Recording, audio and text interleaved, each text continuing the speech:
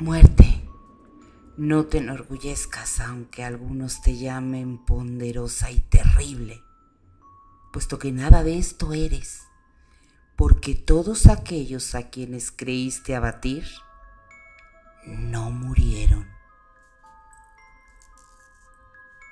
Muy temidas noches tengan todos ustedes. Sean bienvenidos a una emisión más de su programa Entre Letras y Otras Pasiones. Mi nombre es Paula Guzmán y hoy estoy encantada de compartir contigo un especial del Día de Muertos. Aquí en tu estación favorita, Radio Pasión US, seduciendo tus sentidos. Hoy vamos a adentrarnos en historias que nos van a poner la piel de gallina o la piel chinita. Historias del más allá. Historias que no se pueden explicar. Que pasan cosas que nuestro entendimiento no puede procesar. Y vamos a empezar con uno llamado Chacmol, de Carlos Fuentes. Este cuento fue escrito en los años 50 y apunta con humor la tendencia en las letras mexicanas de esa época para envolver a la clase media mexicana en los antiguos mitos. Hace poco, Filiberto murió ahogado en Acapulco. Sucedió en Semana Santa, aunque despedido de su empleo en la secretaría, Filiberto no pudo resistir la tentación burocrática de ir, como todos los años, a la pensión alemana, comer Schonkrut endulzado por el sudor de la cocina tropical, bailar el sábado de gloria en la quebrada y sentirse gente conocida en el oscuro anonimato vespertino de la playa de los Hornos. Claro, sabíamos que en su juventud había nadado bien, pero ahora, a los 40, y tan desmejorado como se le veía, intentar salvar y a medianoche un trecho tan largo. Frau Müller no permitió que se velara, cliente tan antiguo en la pensión. Por el contrario, esa noche organizó un baile en la terracita sofocada, mientras Filiberto esperaba, muy pálido en su caja, a que saliera el camión matutino de la terminal, y pasó acompañado de guacales y fardos la primera noche de su nueva vida. Cuando llegué, temprano, a vigilar el embarque del féretro, Filiberto estaba bajo un tumulto de cocos. El chofer dijo que lo acomodáramos rápidamente en el toldo y lo cubriéramos de lonas, para que no se espantaran los pasajeros y a ver si no le habíamos echado la sal al viaje. Salimos de Acapulco todavía en la brisa. Hasta Tierra Colorada nacieron el calor y la luz. Con el desayuno de huevos y chorizo, abrí el cartapacio de Filiberto, recogido el día anterior junto con sus otras pertenencias, en la pensión de los Müller. 200 pesos, un periódico viejo, cachos de la lotería, el pasaje de ida, solo de ida, y el cuaderno barato de hojas cuadriculadas y tapas de papel mármol. Me aventuré a leerlo a pesar de las curvas, el hedor a vómito y cierto sentimiento natural de respeto a la vida privada de mi difunto amigo. Recordaría, sí, empezaba con eso, nuestra cotidiana labor en la oficina.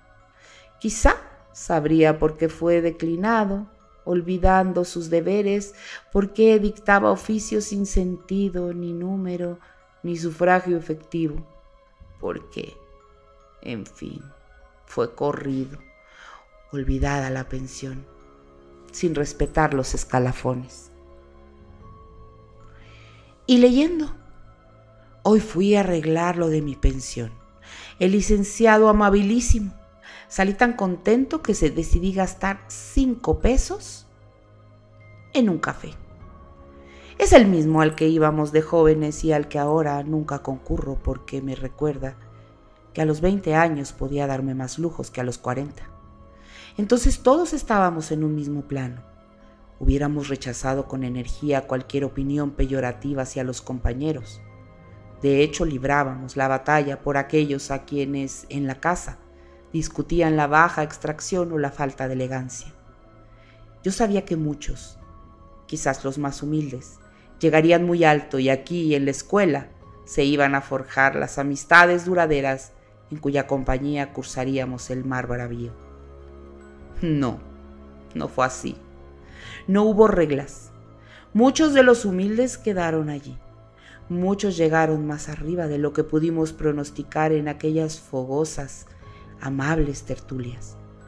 Otros, que parecíamos prometerlo todo, quedamos a la mitad del camino, destripados en un examen extracurricular, aislados por una zanja invisible de los que triunfaron y de los que nada alcanzaron.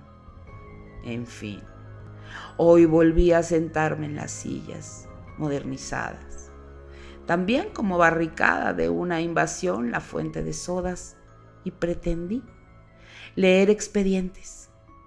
Vi a muchos cambiados, amnésicos, retocados de luz neón, prósperos, con el café que casi no reconocía, con la ciudad misma.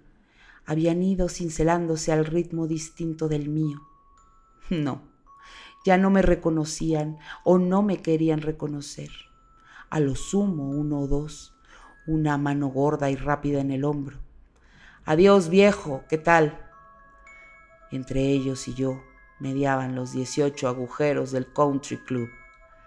Me disfracé en los expedientes, desfilaron los años de las grandes ilusiones, de los pronósticos felices y también todas las omisiones que impidieron su realización. Sentí la angustia de no poder meter los dedos en el pasado y pegar los trozos de algún rompecabezas abandonado. Pero el arcón de los juguetes se va olvidando y al cabo, ¿quién sabrá dónde fueron a dar los soldados de plomo, los cascos y las espadas de madera? Los disfraces tan queridos no fueron más que eso. Y sin embargo, había habido constancia, disciplina, apego al deber. ¿No era suficiente o sobraba? ¿No dejaba en ocasiones de asaltarme el recuerdo de Wrigley? La gran recompensa de la aventura de juventud debe ser la muerte jóvenes. Debemos partir con todos nuestros secretos. Hoy no tendría que volver la vista a las ciudades de sal. 5 pesos, 2 de propina. Pepe, aparte de su pasión por el derecho mercantil, gusta de teorizar. Me vio salir del catedral y juntos nos encaminamos a Palacio. El descreído, pero no le basta. En media cuadra tuvo que fabricar una teoría, que si no fuera mexicano no adoraría a Cristo y... No, mira, parece evidente. Llegan los españoles y te proponen que adores a un Dios muerto, hecho un coágulo con el costado herido, clavado en una cruz, sacrificado, ofrendado. ¿Qué cosa más natural que aceptar un sentimiento tan cercano a todo tu ceremonial, a toda tu vida? Figúrate, en cambio, que México hubiera sido conquistado por budistas o mahometanos. No es concebible que nuestros indios veneraran a un individuo que murió de indigestión, pero un Dios al que no le basta que se sacrifiquen por él, sino que incluso va a que le arranquen el corazón. ¡Caramba! ¡Jaque mate a Huitzilopochtli! El cristianismo, en su sentido cálido, sangriento, de sacrificio y liturgia, se vuelve una prolongación natural y novedosa de la religión indígena. Los aspectos de caridad, amor y la otra mejilla, en cambio, son rechazados. Y todo en México es eso. Hay que matar a los hombres para poder creer en ellos. Pepe conocía mi afición desde joven por ciertas formas del arte indígena mexicano. Yo colecciono estatuillas, ídolos, cacharros. Mis fines de semana los paso en Tlaxcala o en Teotihuacán. ¿Acaso por esto le guste relacionar todas las teorías que elabora para mí con el consumo de estos temas?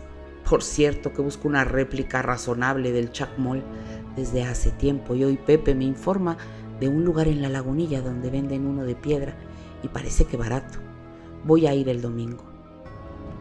Un guasón pintó de rojo el agua del garrafón en la oficina, con la consiguiente perturbación de las labores. He debido consignarlo al director, a quien solo le dio mucha risa.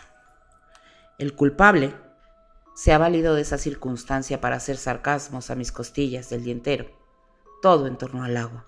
¡Chin! Hoy, domingo, aproveché para ir a la lagunilla. Encontré el chacmol en la tienducha esa que me señaló Pepe. Es una pieza preciosa de tamaño natural y aunque el marchante asegura su originalidad, lo dudo. La piedra es corriente, pero ello no aminora la elegancia de la postura a lo macizo del bloque. El desleal vendedor le ha embarrado salsa de tomate en la barriga para convencer a los turistas de la autenticidad sangrienta de la escultura. El traslado a la casa me costó más que la escultura, pero ya está aquí, por el momento en el sótano mientras reorganizo mi cuarto de trofeos a fin de darle cabida.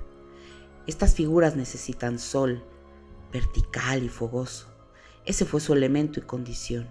Pierde mucho en la oscuridad del sótano, como simple bulto agónico, y su mueca parece reprocharme que le niegue la luz. El comerciante tenía un foco exactamente vertical a la escultura que recortaba todas las aristas y le daba una expresión más amable a mi chacmol. Habrá que seguir su ejemplo. Amanecí con la tubería descompuesta. Incauto dejé correr el agua de la cocina y se desbordó. Corrió por el suelo y llegó hasta el sótano sin que me percatara. El chacmol resiste la humedad, pero mis maletas sufrieron y todo esto, en el día de labores, me ha obligado a llegar tarde a la oficina. Vinieron por fin a arreglar la tubería, las maletas torcidas y el chacmol con lama en la base. Desperté a la 1. Había escuchado un quejido terrible. Pensé en ladrones, pura imaginación. Los lamentos nocturnos han seguido. No sé a qué atribuirlo, pero estoy nervioso. Para colmo de males, la tubería volvió a descomponerse y las lluvias se han colado, inundando otra vez el sótano. El plomero no viene. Estoy desesperado. Del departamento del Distrito Federal, más vale no hablar.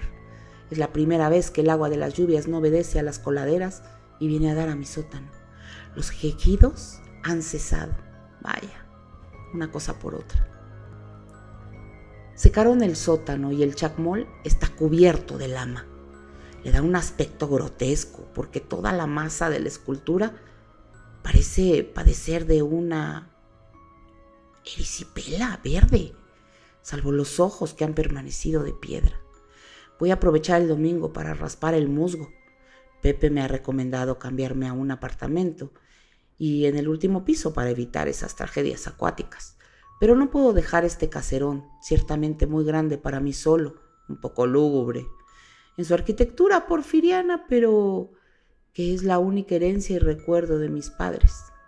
No sé qué me daría ver una fuente de sodas con sinfonola en el sótano y una casa de decoración en la planta baja. Fui a raspar la lama del chacmol con una espátula. El musgo parecía ya parte de la piedra. Fue labor de más de 1 hora y solo a las 6 de la tarde pudo terminar. No era posible distinguir en la penumbra y dar fin al trabajo con la mano. Seguí los contornos de la piedra. Cada vez que repasaba el bloque parecía reblandecerse. No quise creerlo. Era ya casi una pasta. Este mercader de la lagunilla me ha timado. Su escultura precolombina es puro yeso y la humedad acabará por arruinarla. Le he puesto encima unos trapos y mañana la pasaré a la pieza de arriba antes de que sufra un deterioro total. Los trapos están en el suelo. Increíble. Volví a palpar el chacmol. Se ha endurecido, pero no vuelve a la piedra. No quiero escribirlo. Hay en el rostro y en el torso algo de la textura de la carne. Lo aprieto con goma. Siento que algo corre por esa figura recostada. Volví a bajar en la noche. No cabe duda. El chacmol tiene vello en los brazos. Esto nunca me había sucedido. los asuntos en la oficina, giré una orden de pago que no estaba autorizada y el director tuvo que llamarme la atención. Quizá me mostré hasta descortés con los compañeros. Tendré que ver a un médico y saber si es mi imaginación, delirio, y deshacerme de ese maldito Chuck Moll. Hasta aquí, la escritura de Filiberto era la vieja, la que tantas veces vi en los memorándums y formas anchas y ovaladas. La entrada del 25 de agosto parecía escrita por otra persona en la libreta, a veces como niño, separando trabajosamente cada letra, otras nervioso, hasta diluirse en lo ininteligible. Hay 3 días vacíos y el relato de Filiberto continúa en la libreta. Todo es tan natural y luego se cree en lo real. Pero esto lo que es, más que lo creído por mí. Si es real un garrafón, y más porque nos damos mejor cuenta de su existencia o estar, si un bromista pinta de rojo el agua, real bocanada de cigarro efímera, real imagen monstruosa en un espejo de circo, reales. ¿No lo son todos los muertos presentes y olvidados? Si un hombre atravesara el paraíso en un sueño y le dieran una flor como prueba de que había estado allí, y si al despertar encontrara esa flor en su mano, ¿entonces qué? Realidad. Cierto día la quebraron en 1000 pedazos. La cabeza fue a dar allá, la cola aquí. Nosotros no conocemos más que uno de los trozos desprendidos de su gran cuerpo. Océano libre y ficticio, solo real cuando se le aprisiona con un caracol. Hasta hace 3 días mi realidad lo era al grado de haberse borrado hoy. Era movimiento, reflejo, rutina, memoria. Y luego, como la tierra que un día tiembla para que recordemos su poder, o la muerte que llegará recriminando mi olvido de toda la vida, se presenta otra realidad que sabíamos que estaba allí y que debe sacudirnos para hacerse viva y presente. Creía nuevamente que era imaginación. El Chuck Moll, blando y elegante, había cambiado de color en una noche.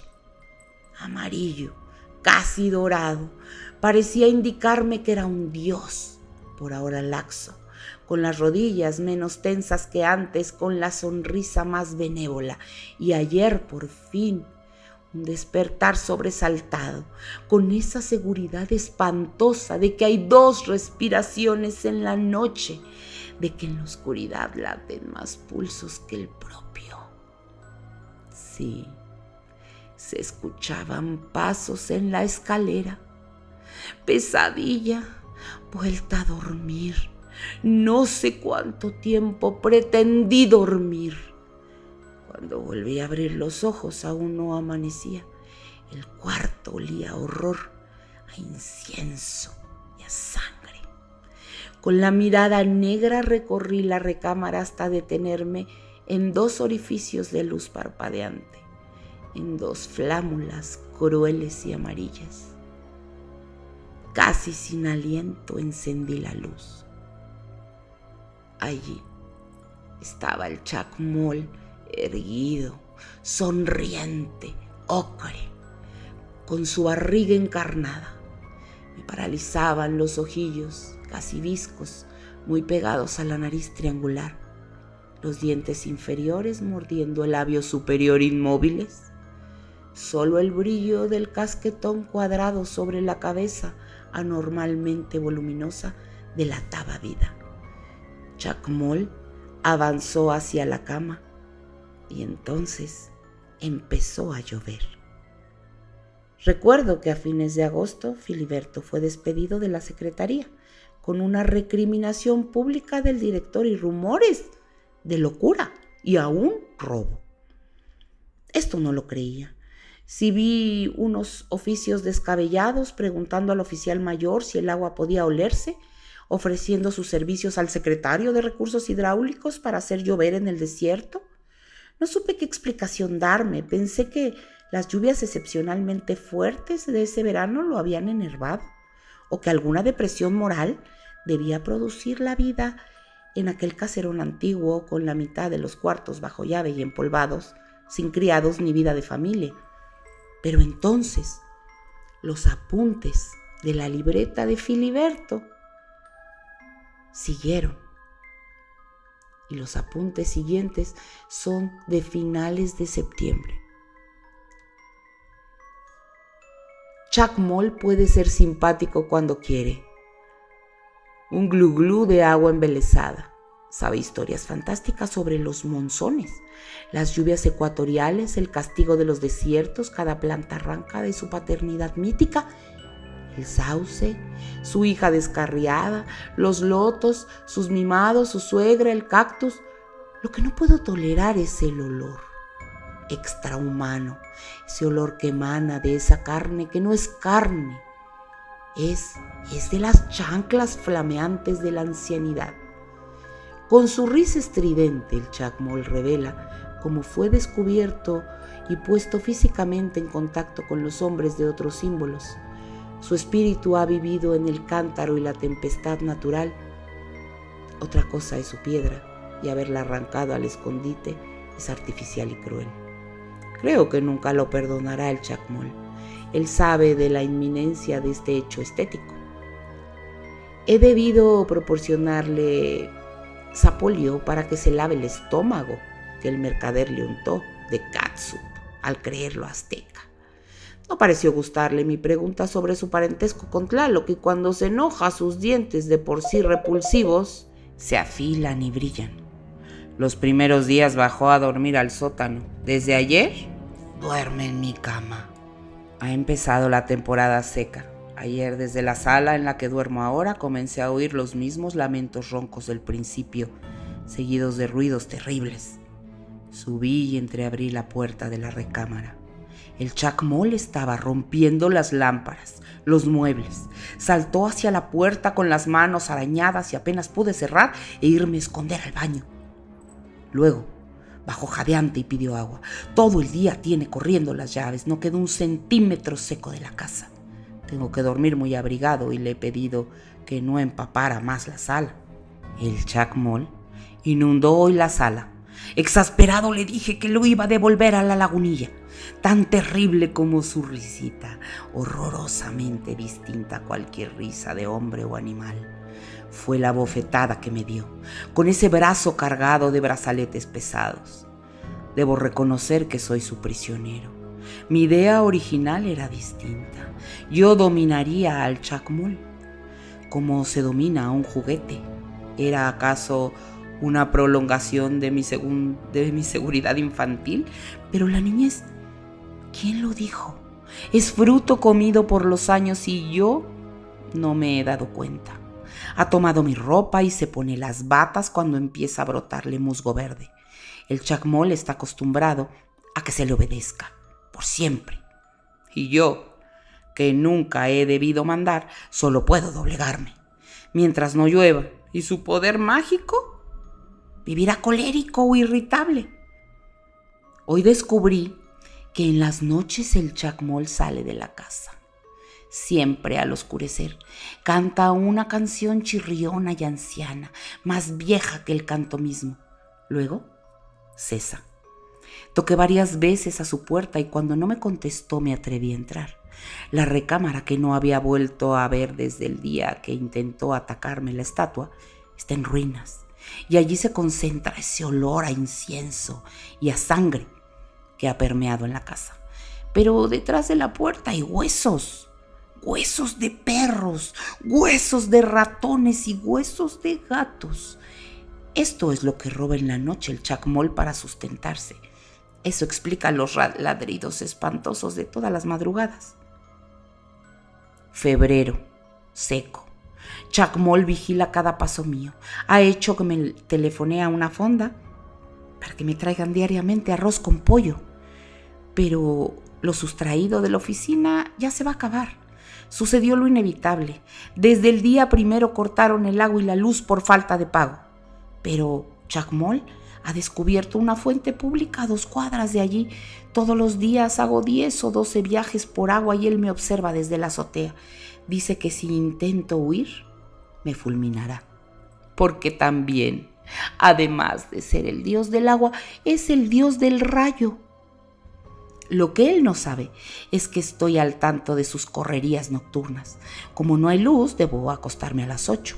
Ya debería estar acostumbrado al chacmol, pero hace poco en la oscuridad me topé con él en la escalera. Sentí sus brazos helados, las escamas de su piel renovada y quise gritar. Si no llueve pronto, el chacmol va a convertirse en piedra otra vez.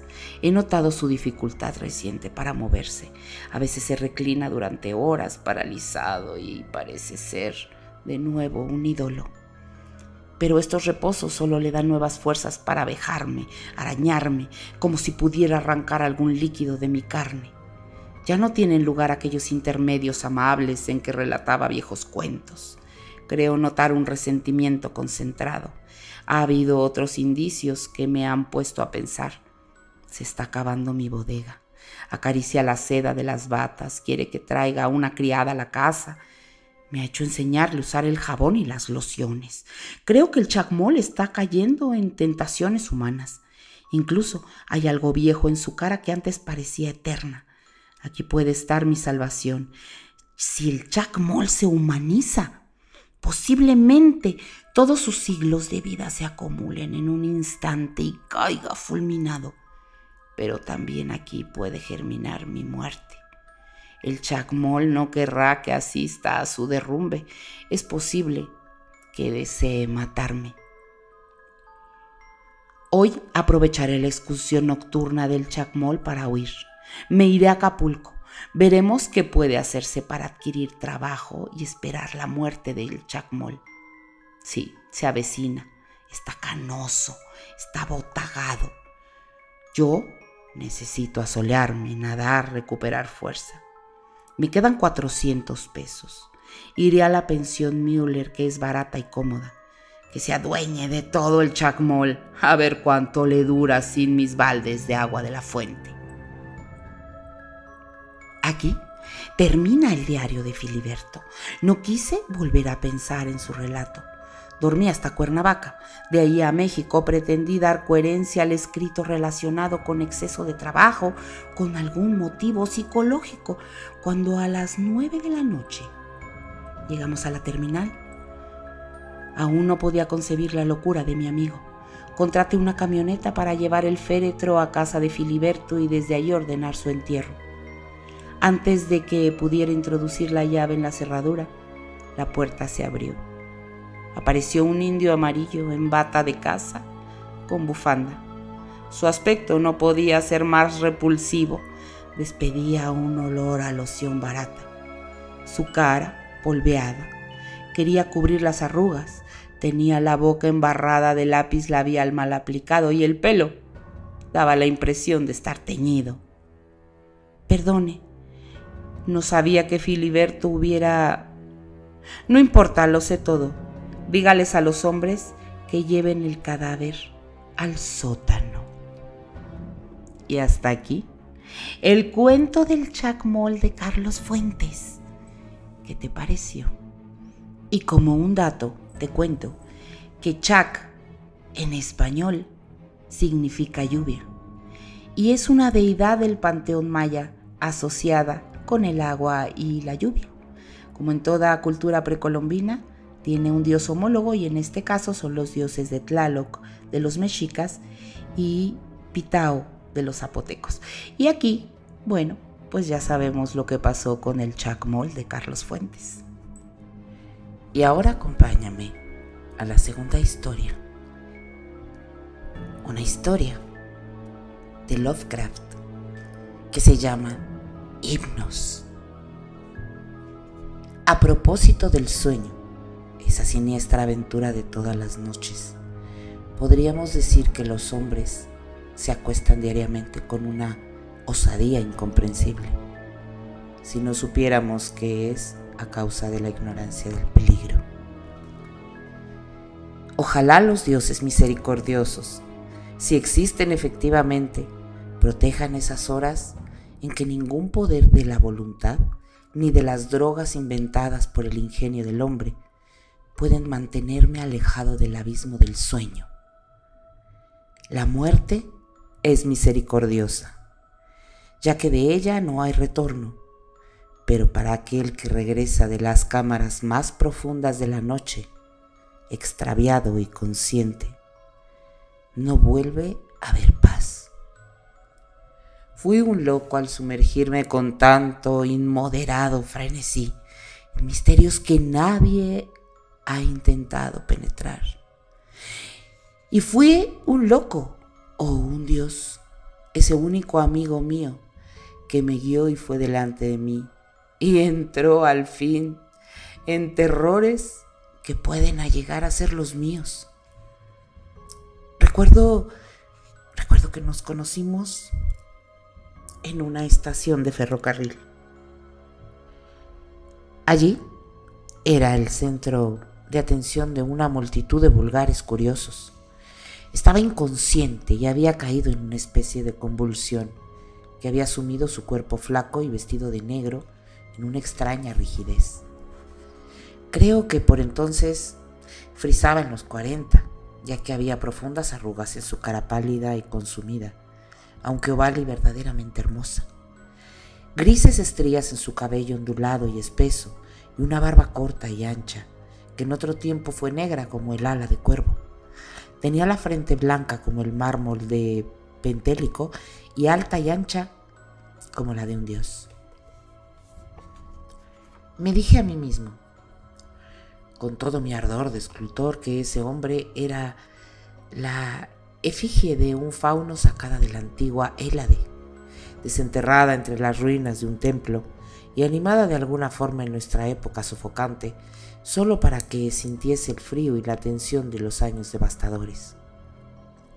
Y cuando abrió sus inmensos, hundidos y extraviados ojos negros, supe que en adelante sería mi único amigo, el único amigo de quien jamás había tenido amigo alguno, porque me di cuenta de que aquellos ojos habían contemplado plenamente la grandeza y el terror de regiones que estaban más allá de la conciencia normal y de la realidad, regiones que yo había amado en mi fantasía, aunque buscaba en vano. Así que aparté a la multitud y le dije que debía venir a casa conmigo y ser mi maestro y mi guía por los misterios insondables, y él asintió sin proferir una sola palabra. Después descubrí que su voz era música, una música de profundas violas y de esferas cristalinas. Hablábamos con frecuencia por la noche y durante el día, mientras yo esculpía bustos suyos y tallaba en marfil miniaturas de su cabeza para inmortalizar sus diversas expresiones. Es imposible hablar de nuestras conversaciones, ya que tenían muy poco que ver con las cosas del mundo que los hombres conocen. Se referían a este universo inmenso y sobrecogedor, de brumosa entidad y conciencia, que está por debajo de la materia, el tiempo y el espacio, y cuya existencia vislumbramos solo en determinados sueños. En esos sueños raros que están más allá de los sueños que jamás visitan a los hombres ordinarios y tan solo 1 o 2 veces en la vida a los hombres con imaginación. El cosmos de nuestra conciencia vigil nace desde ese universo como nace una burbuja de la pipa de un bromista. Lo toca como puede tocar la burbuja su sardónica fuente al ser reabsorbida por el bromista caprichoso. Los hombres de ciencia sospechan algo sobre este mundo, pero lo ignoran casi todo. Los sabios interpretan los sueños y los dioses se ríen.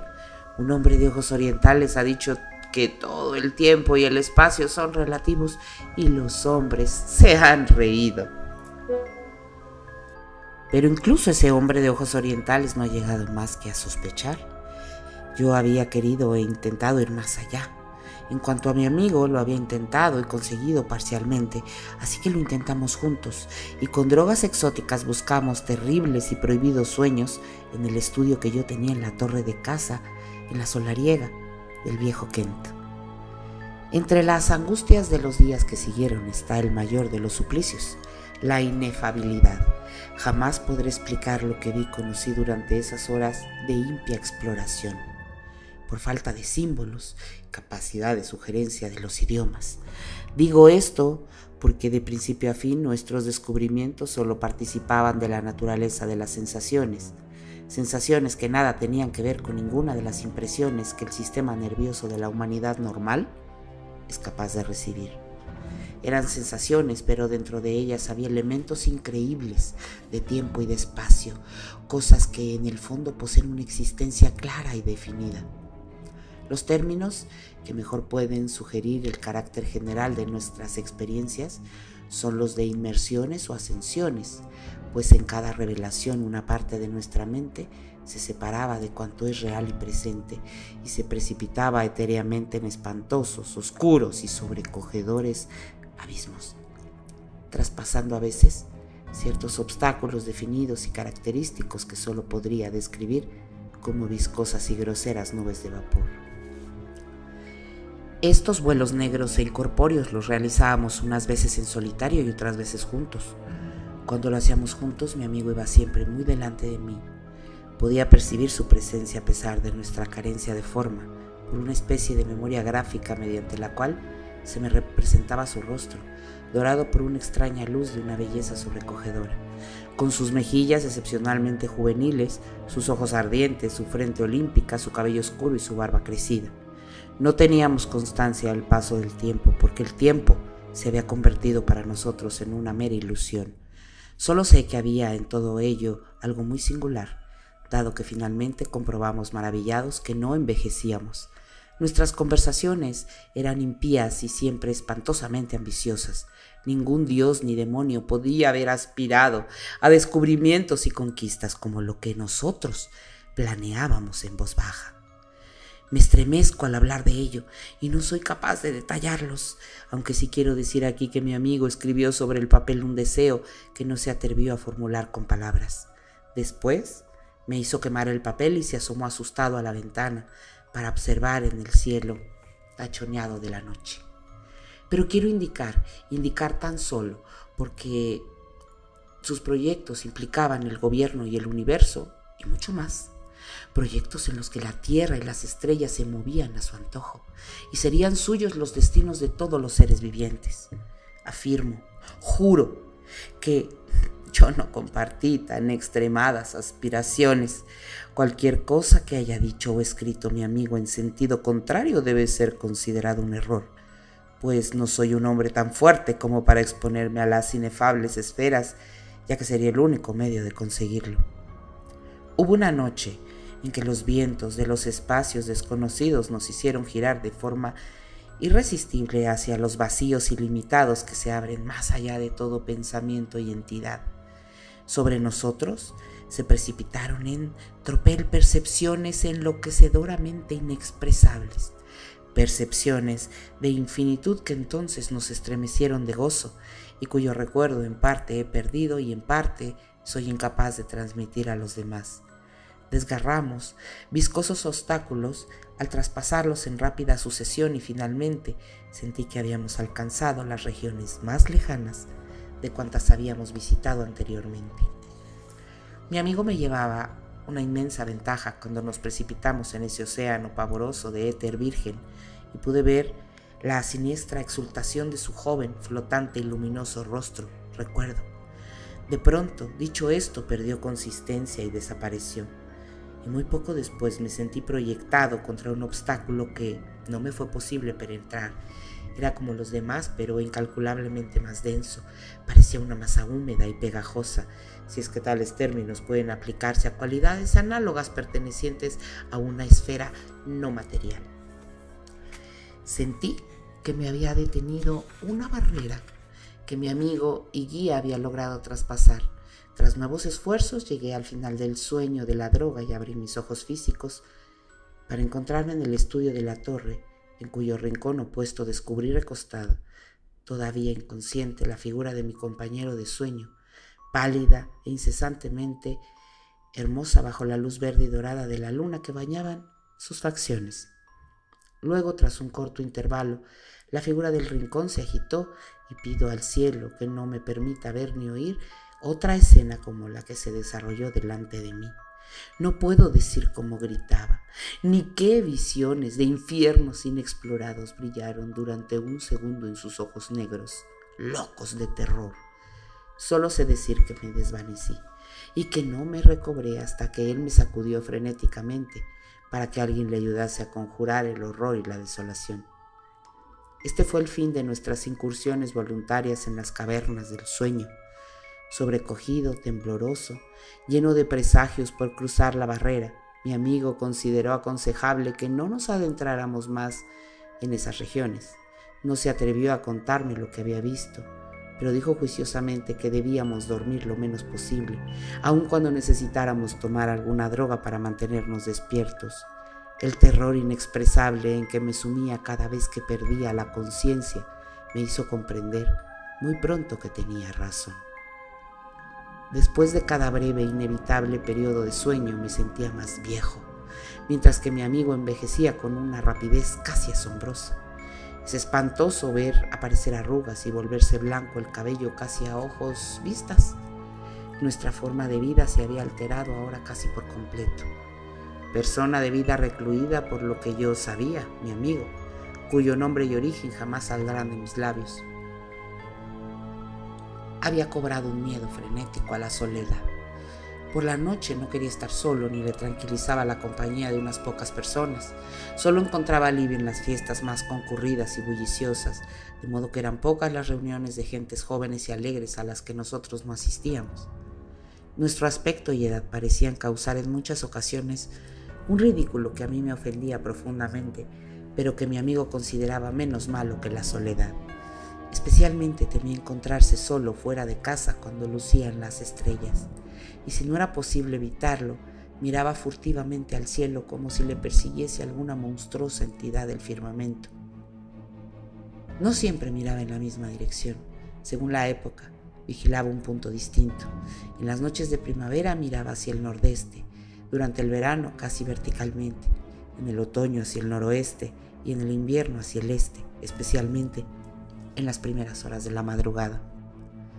Las noches de mediados de invierno eran para él menos terribles. Solo unos 2 años después relacioné sus temores con algo definido, pero entonces empecé a observar que miraba hacia el punto especial de la bóveda celeste, cuya posición en las diferentes épocas correspondía a la dirección de su mirada, punto que correspondía aproximadamente a la constelación de la corona boreal. Ahora teníamos un estudio en Londres, no nos separábamos nunca y hablábamos constantemente de los tiempos en que tratábamos de sondear los misterios del abrir del universo o de un mundo irreal. Las drogas, las disipaciones y el agotamiento nervioso nos habían envejecido y debilitado, y la barba y el pelo cada vez más escaso de mi amigo se habían vuelto completamente blancos. Nuestra capacidad para evitar un sueño prolongado era sorprendente, ya que rara vez sucumbíamos más de 1 hora o 2 a esa oscuridad que ahora se había convertido en espantosa amenaza. Entonces llegó un mes de enero cargado de niebla y de lluvia, en el que escaseaba nuestro dinero y nos era difícil comprar drogas. Habíamos vendido todas nuestras estatuas y cabezas de marfil.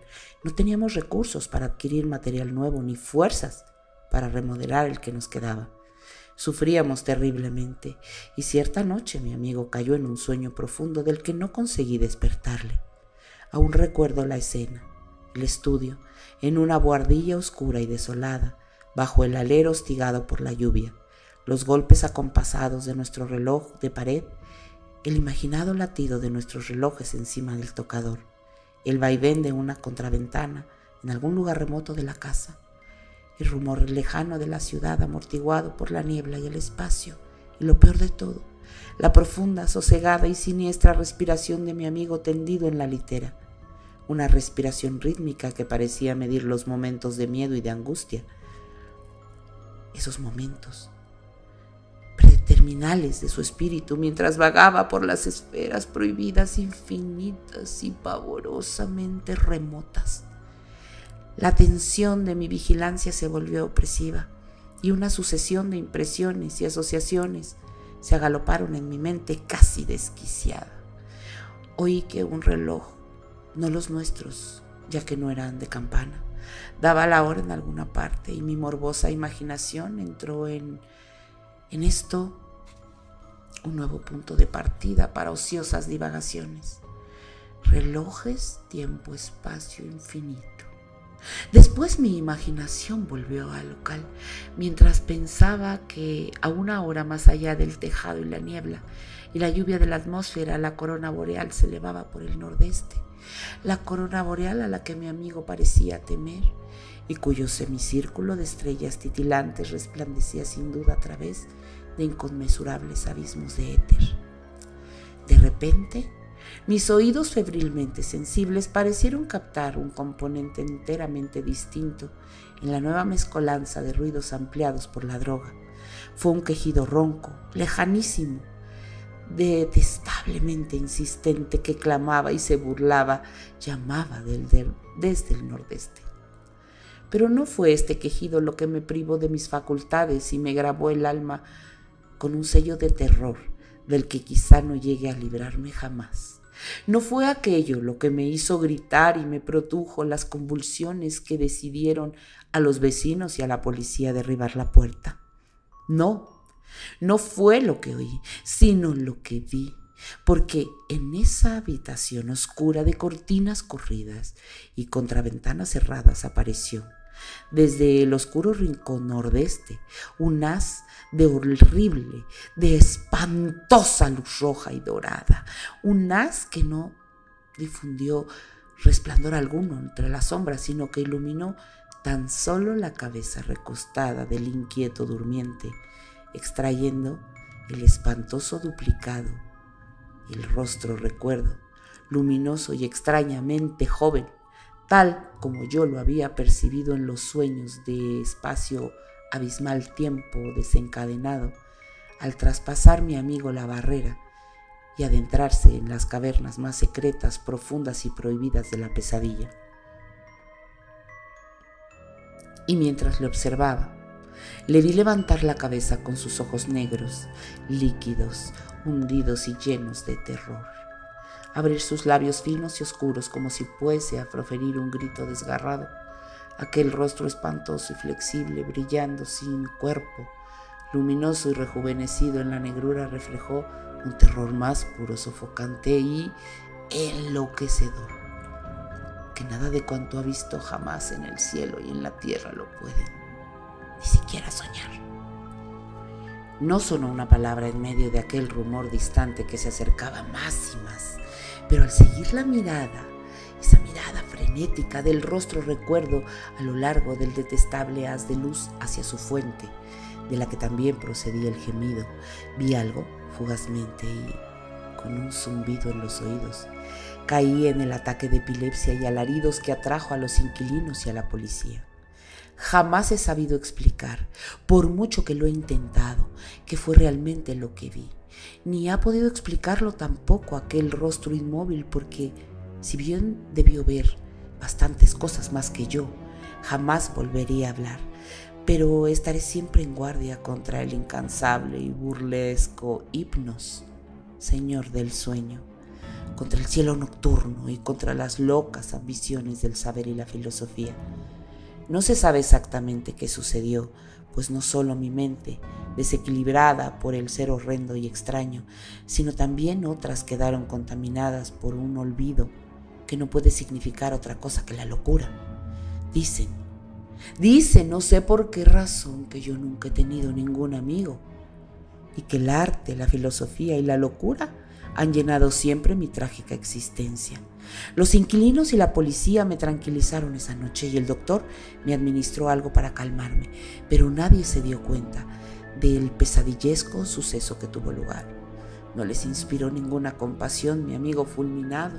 Lo que encontraron en el lecho del estudio les movió a alabarme de una forma que me produjo náuseas y que ahora me hace gozar de una fama que desprecio desesperadamente, mientras sigo aquí, sentado horas y horas, calvo con la barba gris, consumido, paralítico, enloquecido por las drogas, quebrantado y en perenne adoración del objeto que descubrieron. Pues sostienen que no vendí la última de mis estatuas y me señalan extasiados lo que el resplandeciente haz de luz enfrió petrificó e hizo enmudecer. Eso es todo lo que queda de mi amigo, del amigo que me condujo a la locura y a la ruina. Una cabeza divina de un mármol como solo la vieja Hélade pudo producir, y un joven con una juventud que escapa al tiempo y un rostro hermoso y barbado oval de labios sonrientes, frente olímpica, espesos mechones ondulados y coronado de amapolas. Dicen que ese obsesivo rostro recuerdo está moldeado a imagen del mío propio, tal como era yo a los 25 años. En la base de mármol hay esculpido un sencillo nombre en caracteres áticos, llamado Hipnos. Y realmente este es un viaje de terror como lo son pues todas las sustancias que hacen perder la conciencia. Y también entra dentro de los cuentos indeseables para vivirlos en primera persona. Espero que hayas disfrutado conmigo de esta emisión y te invito a que te suscribas a nuestro canal de YouTube de Radio Pasión US, porque ahí vas a encontrar todos mis programas y mucho más contenido que te va a interesar muchísimo. Yo soy Paula Guzmán y te dejo un beso.